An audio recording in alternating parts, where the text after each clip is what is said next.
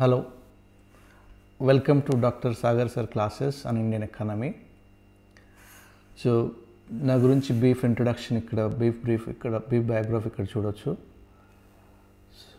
ఇంకా more details, more videos కావాలంటే నా యూట్యూబ్ ఛానల్ మరియు టెలిగ్రామ్ ఛానల్కి సబ్స్క్రైబ్ చేయగలరు. డాక్టర్ సాగర్ సార్ క్లాసెస్ అని ఉంటుంది. So you can scan here also. So ఈరోజు టాపిక్ వచ్చేసి నేషనల్ ఇన్కమ్, అంటే జాతీయ ఆదాయం అంటారు. సో ఈరోజు ఏం చూస్తామంటే దానికి సంబంధించి జాతీయ ఆదాయానికి సంబంధించిన కొంచెం హిస్టరీ, ఎన్ఎస్ఓ అంటే ఏంటిది, జాతీయ ఆదాయాన్ని ఎలా క్యాలిక్యులేట్ చేస్తారు, సో దాంతోపాటుగా మెజర్మెంట్ దాన్ని ఎలా మెజర్ చేస్తారు, జాతీయ ఆదాయాన్ని మెజర్ చేసేది ఈరోజు క్లాస్లో ఉండదు కానీ. So these are part of the national income. మనం ఈరోజు క్లాస్లో ఏం చూస్తామంటే ఓన్లీ హిస్టరీ, ఎన్ఎస్ఓ అంటే ఏంటిది అండ్ దానికి సంబంధించిన జీడిపి కాన్సెప్ట్ అంటే ఏంటో చూస్తున్నాం. So coming to the history, Dadabhai Naoroji ఆయనను grand old man of India అంటారు. సో ఇతను ఒక బుక్ రాస్తాడు. ఆ బుక్ పేరు ఏంటంటే poverty and unBritish rule in India. Poverty and unBritish rule in India అనే బుక్ రాస్తుండు. ఈ బుక్లో ఇతను ఫస్ట్ టైము నేషనల్ ఇన్కమ్ని ఎస్టిమేట్ చేస్తాడు. So Dadabhai Naoroji poverty and unBritish rule in India అనే పుస్తకంలో ఫస్ట్ టైము ఇండియాలో నేషనల్ ఇన్కమ్ని ఎస్టిమేట్ చేస్తాడు.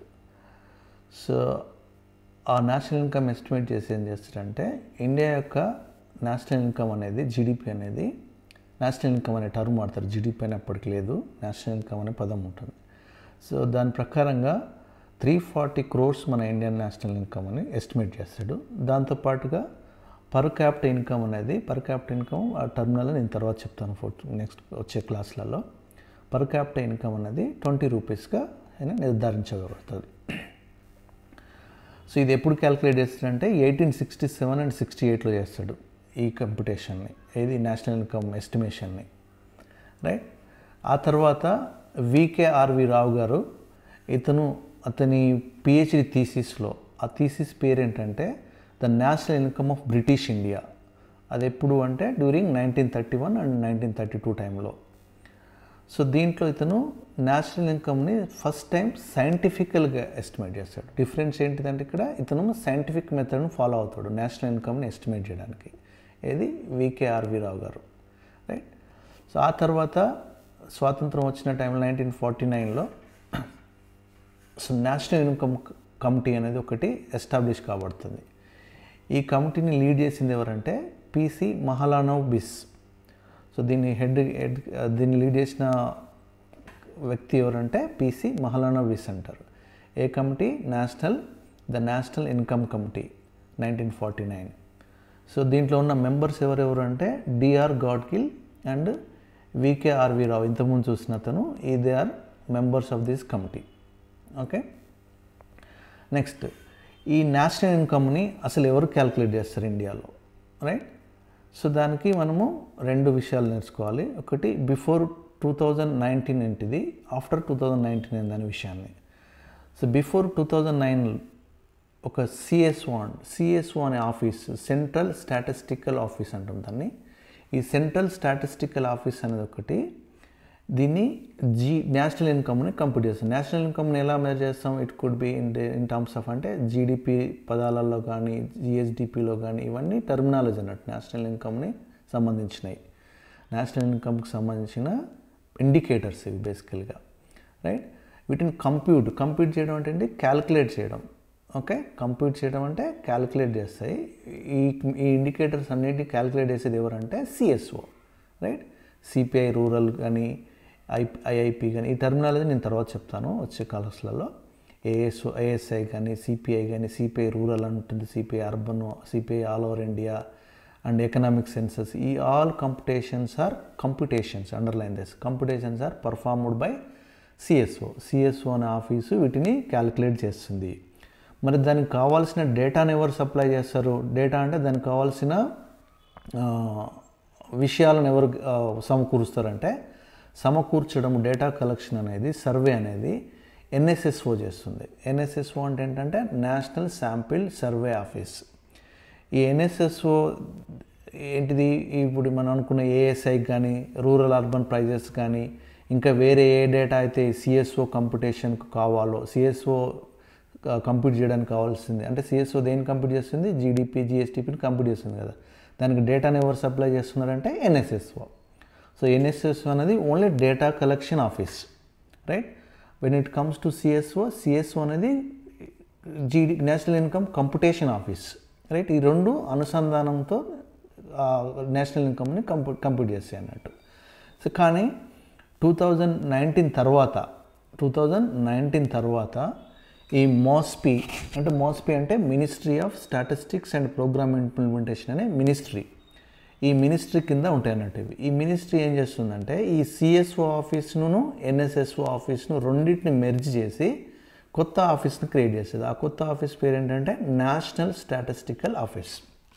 ఓకే 2019 తర్వాత నేషనల్ స్టాటిస్టికల్ ఆఫీస్ అనేది ఒకటి క్రియేట్ కాబట్టి ఆ ఆఫీస్ అనేది ఇప్పుడు నేషనల్ ఇన్కమ్ని క్రియేట్ చేస్తుంది అంటే ఈ ఇండికేటర్స్ ఏవైతే సిఎస్ఓ కంప్యూట్ చేస్తుందో సపరేట్ కలెక్షన్ కంప్యూటేషన్ రెండు డిఫరెంట్ ఆఫీస్ అనేది ఇప్పుడు ఒకటే ఆఫీస్ చేస్తుంది డేటా కలెక్షన్ మరియు దానికి సంబంధించిన calculation computation national income computation right so ఇది ఆఫ్టర్ 2019 ఇవి మనకు గుర్తుండాలి ఎందుకంటే నేషనల్ ఇన్కమ్ లింక్ అయి ఉన్నాయి కాబట్టి టాపిక్స్ అక్కడ హిస్టరీ అనేది ఇంతకుముందు మనకు it is necessary to understand how national income అనే కాన్సెప్ట్ ఇండియాలో వచ్చిందని చెప్పడానికి ఈ ఆఫీస్లో ఏంటంటే ఈ మినిస్ట్రీ దీనికి లింక్ అయి ఉందని తెలుసుకోవాలి so these are very critical information అందుకని నేను ఇక్కడ పెట్టాను నెక్స్ట్ ఫస్ట్ కాన్సెప్ట్ నేషనల్ ఇన్కమ్లో ఏంటంటే జీడిపి అంటే ఏంటంటే గ్రాస్ డొమెస్టిక్ ప్రోడక్ట్ అంటారు అంటాం దీన్ని సో దీని డెఫినేషన్ చాలా ఇంపార్టెంట్ ఈ డెఫినేషన్ ఏంటంటే జీడిపి అనేది ఒక market value of what all the final goods and services నేను ఎక్స్ప్లెయిన్ చేశాను what is the market value what is the final goods and services what are the final goods and services next ఈ final goods and services అనేది they must be produced within a domestic territory of a country right so for a given period of time this is the definition ఇక్కడ definition ఏంటిది GDP అనేది is the market value of all the final goods and services they are produced within a domestic territory of the country for a given period of time ఈ given period of time ఏంటంటే యూజువల్గా 1 year ఉంటుంది అన్నట్టు so నేను ఒక్కొక్కటి explain చేస్తాను ఇప్పుడు next స్లైడ్లలో మార్కెట్ వాల్యూ అంటే మార్కెట్లో దాని విలువ ఎంత so all the final goods and services అనేది ఏంటిది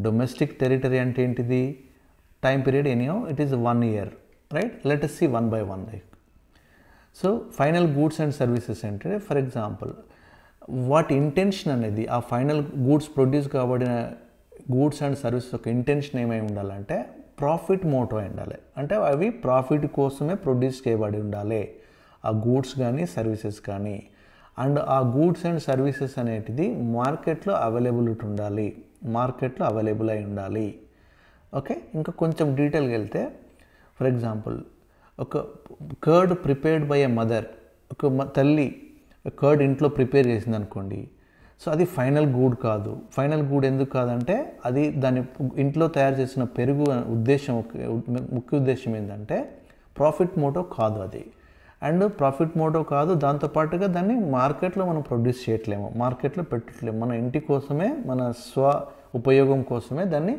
ప్రొడ్యూస్ చేస్తున్నాం కర్డ్ అనేది సో అందుకోసమే ఇది ఫైనల్ గూడ్ కిందకి రాదు అర్థమైంది కదా ఇక్కడ సో ఇంటెన్షన్ ఏమై ఉండాలి ఫైనల్ గూడ్స్ అండ్ సర్వీసెస్ యొక్క ఇంటెన్షన్ ప్రాఫిట్ మోటో అయి ఉండాలి అవి మార్కెట్లో అవైలబిలిటీ అయి ఉండాలి రైట్ ఇవి final goods and services domestic territory అంటే ఏంటిది మనం ఏమనుకున్నాం డెఫినేషన్లో all the goods and services it is the market value of all the goods and services produced within a domestic territory అంటే డొమెస్టిక్ టెరిటరీ లోపల మాత్రమే ఈ గూడ్స్ అండ్ సర్వీసెస్ అనేవి ప్రొడ్యూస్ కాబడాలి వాటి యొక్క వాల్యూను మనం జీడిపి అంటాం అది ఎక్కడ విత్ ఇన్ 1 yearలో మాత్రమే 1 year లోపల ప్రొడ్యూస్ కాబడిన డొమెస్టిక్ టెరిటరీ లోపల ప్రొడ్యూస్ కాబడిన all the final goods and services యొక్క మార్కెట్ వాల్యూని మాత్రం మనం జీడిపి అంటాం రైట్ సో డొమెస్టిక్ టెరిటరీ అంటే ఏంటిది ఇప్పుడు అంటే ఇట్ ఇంక్లూడ్స్ ఈ కింది విషయాలన్నీ డొమెస్టిక్ టెరిటరీ కింద వస్తాయి. టెరిటోరియల్ వాటర్స్ అంటే ఏంటంటే 200 నాటికల్ మైల్స్ ఇన్ సీస్, సముద్రంలో మన భౌతిక బౌండరీస్తో పాటుగా సీ లోపల అప్ టు 200 నాటికల్ మైల్స్ వరకు, వీటిని బేసికల్గా ఏమంటామంటే ఎక్స్క్లూజివ్ ఎకనామిక్ జోన్స్ అంటాం. సో అక్కడి వరకు జరిగే అన్ని యాక్టివిటీస్ని, ఆ 200 నాటికల్ మైల్స్ లోపల జరిగే అన్ని activities which are profit motto and which activities అంటే ఏంటిది, గూడ్స్ అండ్ సర్వీసెస్. ఇక్కడ వాటి యొక్క ముఖ్య ఉద్దేశం profit motto and they are produced in the market, right. ఒకటి. రెండోది ఏంటిది, territorial ships and aircrafts and fishing vessels, అంటే చేపలు పట్టే వెజల్స్ అవి ఉంటాయి కదా, ఆ వెజల్స్ అన్నీ ఇవన్నీ operated by the normal residents of the country. Okay, normal residents of the country అంటే ఫర్ ఎగ్జాంపుల్ ఈ 200 నాటికల్ మైల్స్ లోపల ఫారినర్స్ ఆపరేట్ చేస్తున్నారు అనుకోండి, they don't comes under India now. మన డొమెస్టిక్ టెరిటరీ కిందికి రాదు, అది వాళ్ళే కాబట్టి ఆ వెజల్స్ ఈ ఆపరేట్ ఎవరు చేయాలి, మన ఇండియన్స్ అయి నార్మల్ రెసిడెంట్స్ ఆఫ్ ఇండియా అయి ఉండాలి. Okay, normal residents of India ఈ షిప్స్ కానీ ఎయిర్ క్రాఫ్ట్స్ కానీ ఫిషింగ్ వెజల్స్ని కానీ ఆపరేట్ చేయాలి. Okay, up to 200 nautical miles లోపల, అంటే భారతదేశంలో జరిగే అన్ని యాక్టివిటీస్తో పాటుగా so up to 200 nautical miles in seas, సముద్రములలో 200 నాటికల్ మైల్స్ లోపల జరిగే యాక్టివిటీస్ కూడా it comes under domestic territory. Next ఇంకేమొస్తుంది డొమెస్టిక్ టెరిటరీ కింద అంటే Indian embassies and consulates located abroad, అంటే వేరే దేశాలలో ఉన్న ఇండియా యొక్క ఎంబసీస్ కానీ కాన్సులేట్స్ని కానీ అక్కడ జరిగే అక్కడ ప్రొడ్యూస్ కాబడిన ఫైనల్ గూడ్స్ అండ్ సర్వీసెస్ కూడా their market value also considered under the India's GDP. Okay, అర్థమైందా? డొమెస్టిక్ టెరిటరీ అంటే ఈ టెరిటరీ లోపల జరిగే అన్ని activities it comes under Indian GDP calculation.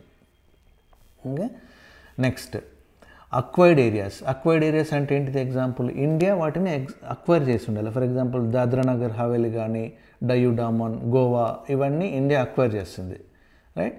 So ఇవి అక్వైర్ చేసిన ఏరియాస్ కాబట్టి ఇండియా అక్వైర్ చేసిన ఏరియాలలో జరిగే బిజినెస్ యాక్టివిటీ అంటే ప్రొడ్యూస్ కాబడిన all the final goods and services కూడా it comes under domestic territory of India. Okay, so next domestic territory ఏది కాదు మరి అంటే ఎగ్జాంపుల్ చూద్దాం.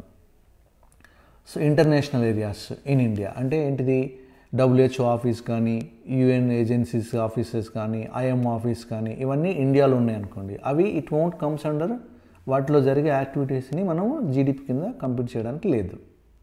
ఓకే, ఇండియాలో ఉన్నాయి అవి, WHO office UN agencies IMO అవన్నీ ఇండియాలో ఉన్న వాటి we don't consider them as a domestic territory. Next embassies for example US embassy ఉందనుకోండి, US ఎంబసీ న్యూఢిల్లీలో. సో న్యూఢిల్లీలో ఉన్న US ఎంబసీ అనేది మన ఇండియా వాటిలో జరిగే యాక్టివిటీస్ అనేది we don't consider them. Okay, next under ground economy అంటే ఏంటిది, స్మగ్లింగ్ ద్వారా జరిగే యాక్టివిటీస్ కావచ్చు, లేకపోతే అన్రిపోర్టెడ్ ట్రాన్సాక్షన్స్ అంటే యూజువల్గా బ్రైబ్ ఇవన్నీ ఉంటాయి కదా, ట్రాన్సాక్షన్ జరుపుతూ ఉంటాం కానీ దే డోంట్ అన్రిపోర్టెడ్ అంటే వాటికి GST కానీ ట్యాక్స్ కానీ ఇది పే చేయకుండా జరుపుతూ ఉంటాం అన్నట్టు. సో ఇవన్నీ they don't come under domestic territory activities. Next దాంతోపాటుగా ఇంకేంటిది, నాన్ మార్కెటెడ్ యాక్టివిటీస్ అంటే ఏంటి, హౌస్ వర్క్, ఇప్పుడు ఒక తల్లి ఇంట్లో చేసే పని కానీ లేదంటే పని మనిషి చేసేటి కానీ, అన్పెయిడ్ చైల్డ్ కేర్ కానీ. సో అన్పెయిడ్ చైల్డ్ కేర్ ఇవన్నిటిని మనము నాన్ మార్కెట్ యాక్టివిటీస్ అంటాం. అన్పెయిడ్ చైల్డ్ కేర్ అంటే ఏంటిది, పిల్లలు మనం ఫర్ ఎగ్జాంపుల్ అమ్మమ్మో తాతమ్మో ఇంట్లో ఉండి చూసుకుంటుంది కదా, దాన్ని పే చేయం మనం పిల్లలను చూసుకోవడానికి. సో అలా పే చేయకుండా జరిగే సర్వీసెస్ అన్నీ they don't comes under domestic territory అంటే in the sense they are not computed in the computation of the GDP అన్నట్టు. అంటే జీడిపిని క్యాలిక్యులేట్ చేసేటప్పుడు వీటిని కన్సిడర్ చేయం మనం ఈ సర్వీసెస్ని, right. So this is about GDP. Next దాంతోపాటుగా బార్టర్ ఎక్స్చేంజెస్ అంటే ఏంటిది, ఫర్ ఎగ్జాంపుల్ నా దగ్గర టమాటాలు ఉన్నాయి, నీ దగ్గర లెట్ అస్ సే రైస్ ఉంది. సో నేను ఐఎమ్ ఎక్స్చేంజింగ్ టమాటా, నా దగ్గర ఉన్న టమాటాలో నీతో రైస్తో ఎక్స్చేంజ్ చేసుకుంటున్నా. సో ఇది ఇచ్చిపుచ్చుకోవడం. ఇలాంటి ఇచ్చిపుచ్చుకున్న వాటిని వీటి యాక్టివిటీస్ని కూడా మనం జీడిపిలో కంప్యూట్ చేయము, జీడిపిలో కన్సిడర్ చేయము అన్నట్టు. రైట్.